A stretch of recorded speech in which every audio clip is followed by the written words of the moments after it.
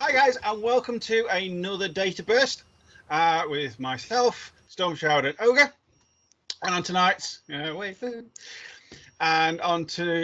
this episode, we are going to be discussing teaching new players what to do, how to do it. We're going to be discussing contrast paints and that kind of materials, and does that make you a better painter for not using them?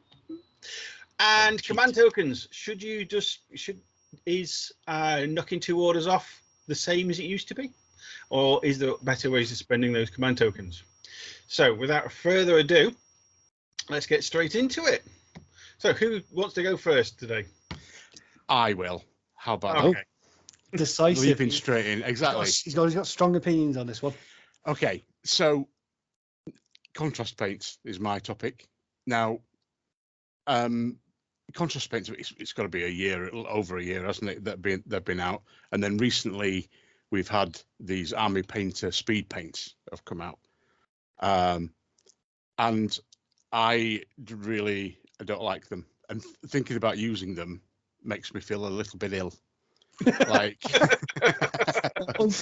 and I think, now, funnily enough, years and years ago, I used to do the kind of same thing where I'd spray something white or a light color and then do a number of washes over it. And even now, you can kind of use that method.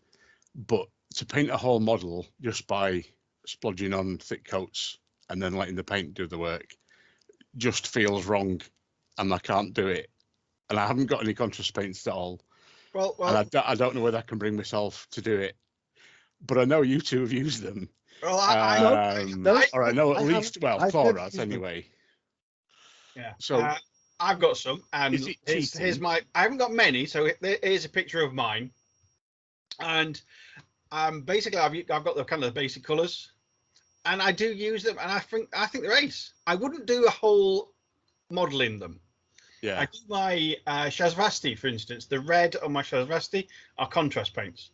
Okay. So I'll paint it white. I'll stick it all the bits of red in because it's like the flesh underneath their armor, and then I paint the black armor, and then I use a white contrast paint on top of the armor to weather the black, because I don't so I could weather the black with white. So I don't always use the white undercoat. I use different colors just to give it me that. It's like a fancy wash, really. That's how I use it. Well, exactly. But then why not use a wash? Because contrast's better. More better. It's more better. Okay. You get that highlighting, and I think I personally like them. I wouldn't paint a whole model in them, but they are a tool in my toolbox, if you know what I mean. Yeah. Okay. I mean, I've been thinking about it. After I decided this is what I was going to talk about, and I've been looking at it, and I made a little list of maybe I could use these paints to paint a model or two and see what it was like. And then I sat there and thought, well, I've already got these colours, because then I realised how much they cost, £4 each at least. And I was like, do I really want to buy all these colours again when I can do a better job probably on my own? And no is the answer. But I don't know. The thought of it just makes me feel slightly nauseous, I should say. Storm, you haven't got any at all either? I don't own any, but it's not out of any moral or feeling one way or the other about the paints. I've never picked any up. Yeah. I don't paint models in bulk anymore, and I say it feels grandiose to say my painting style. I'm not a very good painter, but my things, that's not how I'd paint them. I don't think it wouldn't work for what I do or the way I do it. I think you've hit it on the head there. I think when you've got bulk painting to do, when you're painting 40k and all that kind of stuff, you want that quick paint. So it's ideal for that kind of thing. But as ours, kind of infinity, you're painting 1 or 2 models at a time. Yeah. Perhaps there's. Have you used it on scenery though as well? Like those green crates and stuff? Are they contrast? Yeah, because that's just because that is laziness. I mean, I can see the value in that. One of my friends as well has painted up some other scenery items and like trees and bushes and things, and he thought it was brilliant. So And I can see there's a thing there, but just putting it on the model, no. It paints scenery very quickly. Yeah. Here's a couple of examples, some orange boxes that are printed off and some green Dragon's Rest boxes that are really nice. So yeah, for that kind of stuff, works fine. Absolutely fine. Okay. So you can use the picture of my Dragon's Rest boxes because I've got the same boxes which I just used a wash and a dry brush on. So the end results. I mean, I don't think a wash and a dry brush takes that much longer. Yeah. Not that I have a pulse in the race either way. I'm just literally playing devil's advocate because I didn't buy any because they're GW stuff and I boycott most of their products. Oh no! Right. Okay. Yeah. Okay. Okay. The truth comes out. So that's it, really. I mean, I'd be quite interested to see if people have, can comment on this and show us maybe some painted models they've done using them. And whether they found them were actually better or not. Or whether it helped them come up with a better solution or a model that looks a bit better. Yeah, that would be I think they're for lazy painters, which is me. Maybe I should get some then.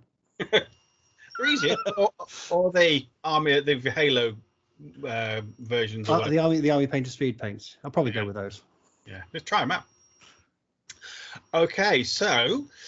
I'm going to kind of butt in now on my thing. I've been invited down to, I think it's Hemel Hempstead, by some old friends of mine, some old GW 40k players I used to game against, and they've been interested in Infinity for a while. And I'm gonna drive down there. I think it's 3 or 4 of them that are interested, so I might drag you down, Storm, as well.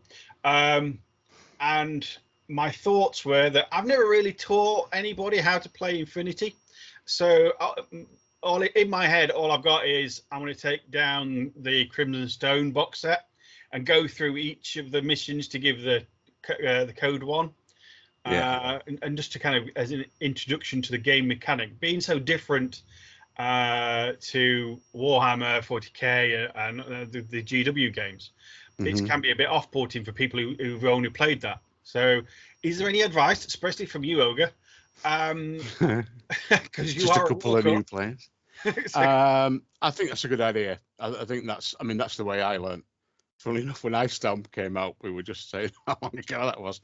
I think that's a great idea because you start off with your basic 3 guys that go up to 4, 5, 6, and you introduce your skills slowly as you go.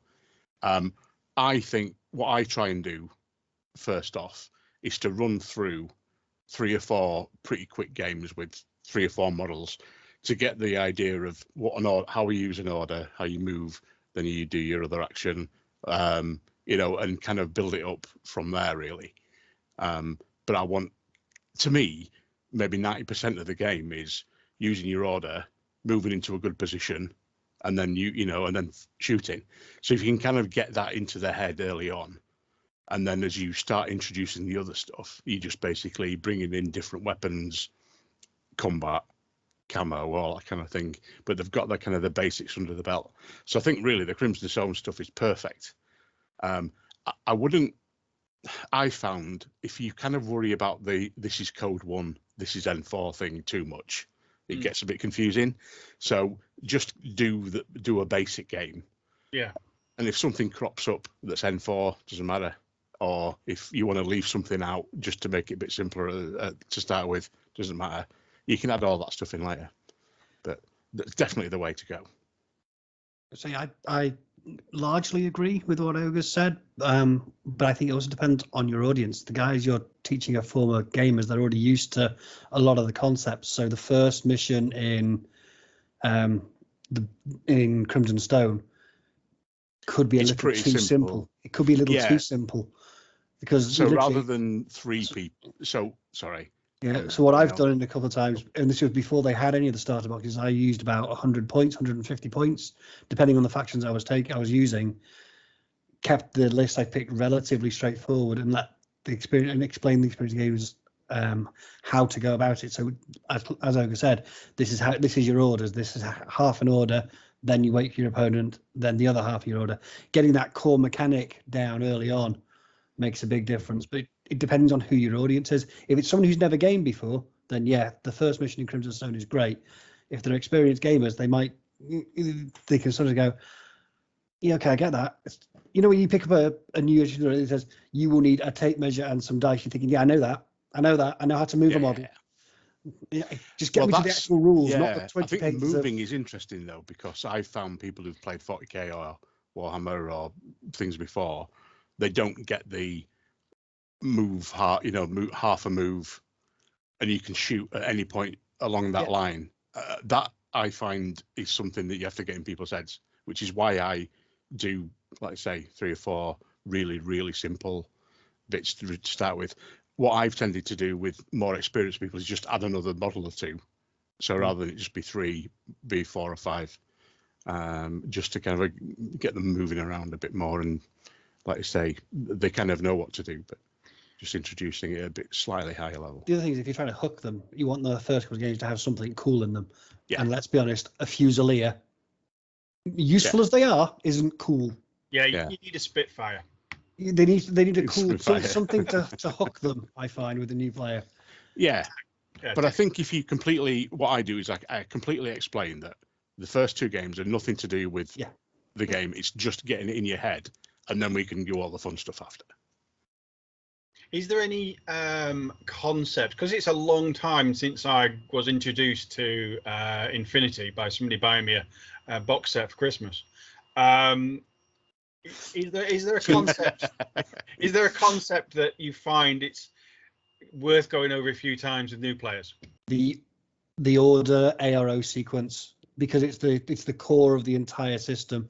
Yeah. So the active player takes their first half, then the reactive player gets their ARO declaration, then they get their second half. Because if you can get that pattern established as a good habit, then it makes it a lot easier to pick up the rest of the game, because everything builds off that. And don't finish your second order looking at somebody. Yeah. Yeah. That's generally a mistake people only make once. Is that right? Generally. I don't know why, it just came into my head about at the last little mini tournament we did, was playing somebody pretty new, who then left his all link team in a row, and then he just flamed the whole link team. Chain rifle? It was a chain rifle? It was a chain rifle, okay, sorry. That was kind of... I was just thinking about template you taking him to play some beginner players, and I'm thinking, maybe take the templates off him when you get there. I did ask him at deployment, was he sure he wanted to put them in a line, and I did apologise for what was about to happen. Yeah, sometimes you can't help but do that, and you still do it. So, okay, I'll look forward to doing that. So it is actually something I'm looking forward to doing, because they're a bunch of nice guys, and hopefully we can get more people, more players, more. The last final point I'd say is make sure you've got your printouts for everything you're going to take with you to hand. So you've got your army list with all your stats on it. And you can give them something to look at, and you can point at it, rather than having it all on a little phone. To find it. Yeah, definitely. So, Stormshroud, we played a game on Sunday, which will be in a week's time, hopefully. Should be, yeah. In a week's time. And at the start, command tokens at the end became a factor. I'll leave it at that. But it got me thinking. So, in ye olde days of N3, taking away orders was really useful from your opponents, especially if they were going first. You could slow them down, limit what they could do on their first turn. But especially me, because I used to just take a 10 order all the time. But nowadays, towards the end of N3 and into N4, we've got a proliferation of tactical awareness, NCO, and multiple lieutenant's orders. And I was wondering, is it worth anymore taking away 2 orders from a group? Even if it's only 10 models, it can have sort of 14, 16 orders in it. Does taking 2 orders away make that much of a difference? Going from 10 to 8, that you could feel a difference, but going from like 14 to 12, I'm not sure I'm feeling the difference. I'm not sure if it's a bad habit I need to break.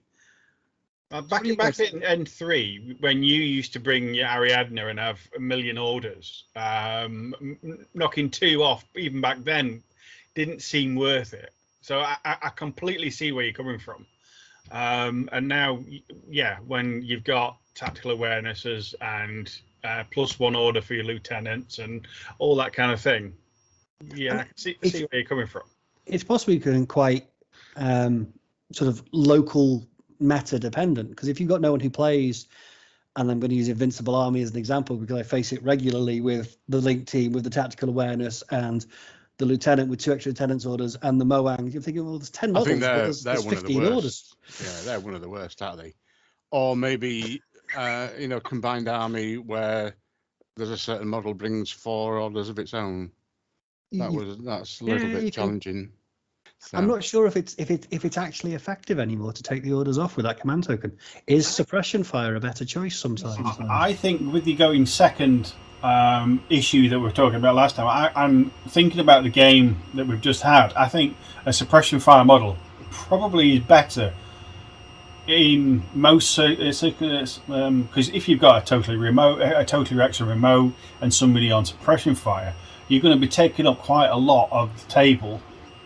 So you're not just going to get walked over on going second. And I think I am terrible at the command tokens at the start, because N3, that's your only option, and I forget in the eagerness to get to rolling dice that the other options are there. I'll admit that. I see red and I want to go shooting things, and I forget that you can go on suppression fire. What's the other one? The 2 you can do are go on suppression fire and take 2 orders off you. I don't think there's anything else you can do at the strategic level. You can hold extra models back and things, can't you? And maybe put them in a better place, possibly. But I don't know. To answer your question, I think if somebody's bringing 14 to 16 orders, taking 2 off is definitely still something to do. I personally still do it.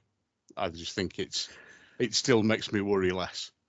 In a weird way, if they've turned up with 10 or 12 orders, then I'm more tempted to maybe put some in suppression or whatever. But if they've got loads of orders, I want to take some off, really. Is it worth saving that command token for combined orders and all the other jazz? Because you only get 4. Rerolling doctors things as well. Is it worth its point? Or I'm going to say, I find most of my games I've got 2 or 3 left over because I kind of overlook them terribly. I mean, I tend to leave them for the end game, where usually I turn 3. I want to move some people from one group to another group because I've ended up with little dribs and drabs here and there. So I tend to use most of my tokens for that. I end up going through mine because I play a lot of irregular orders, so I end up having to flip people over to being regular quite often. So maybe I think all these things play into your decision making and how you think about it. But I would be interested to see what the viewers think. Yep. Comment below on what you think is worth. Is it worth getting rid of those 2 orders initially, or what do you save your command tokens for? Yeah, just comment below. Let us know what you think. Okay. So that about wraps it up, which is great. Did you 2 guys? We're not going to get shouted at for time management this week, then. Not this week, no. So in the news, we've got Tag Raid. The options manager or whatever it's called is up now. I filled mine in, so it should get delivered to the right place, which would be nice. And if Stormshroud doesn't clear his desk, we'll be playing Tag Raid before we play Defiance. Oh. That hurt. Yeah, but true. True. And Boistria is in tabletop tactics at the moment. Oh yeah, I saw that. Yeah, on the tabletop. So he's planning on something for Adepticon, which is when's Adepticon? In the next month? Yeah, I think so. So I think we'll be having a week of a week of. So yeah, well, because they normally bring something out for Adepticon. So hopefully it's something else to look forward to. And on that, I will say goodbye and leave the last word to my good friends. Who's that? Cheers, guys. Take care. See you later. Bye-bye. Thanks for watching. If you've enjoyed this video, please give us a like. And if you want to see more, hit the subscribe button. It all helps to keep us motivated and raises the profile of our channel and Infinity the Game, bringing it to a wider audience. And don't forget, if you're so inclined, you can also find us on Instagram and Facebook. Thank you.